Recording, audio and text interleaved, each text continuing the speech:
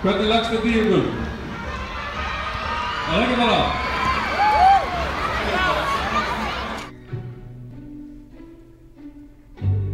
Hvernig byrjaði þetta allt saman? Það byrjaði með því að við vorum að leiðin upp á Akranes í Íslandsmóti fyrir svona smádömur. Við vorum á Akraborginni og vorum að spá í hvað við getum gert meira fyrir börnin okkar. Og þá sló niður þessari hugmynd að halda bara mótin sjálfur, ekki að láta ykkur aðra dýri gera þessu. Við settumst bara niður og ákváðum bara að drífa í þessu sem við gerðum. Þannig að það var alveg ótrúlega gaman bara að sjá þetta að vera til.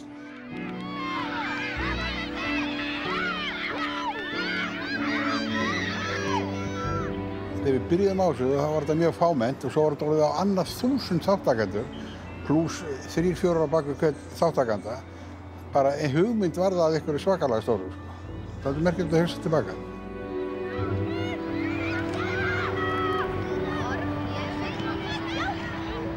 Upphafið var nú reyndar að Erla, yngsta dóttir mín, hún hafði nú verið að spila svona fótbolta við strákan í götunni, hún var eina stelpan og hún hafði farið hérna niður þegar það var svona komið í gang, sennilega fyrsta mótið og bara svona áhrifandi.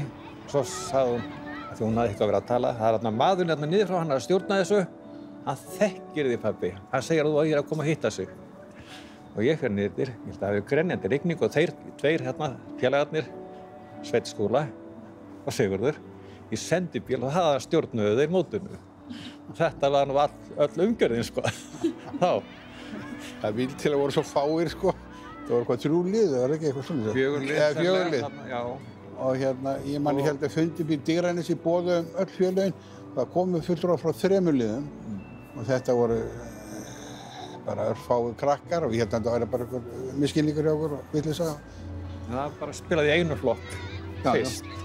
Síðar kom þetta að skipta þessu upp í 3. og 4. og svo eftir því sem að mótin stækkuðu og urðu eftirsóttari, þá bættist við annar flokkur og síðar þá kom 50 flokkur, 70 flokkur og þær voru bara örlitlar og þær voru kallaðar nátur og tátur ef ég var þetta rétt. Það var ekki spilað alveg eftir reglunum eða það skipti ekki máli.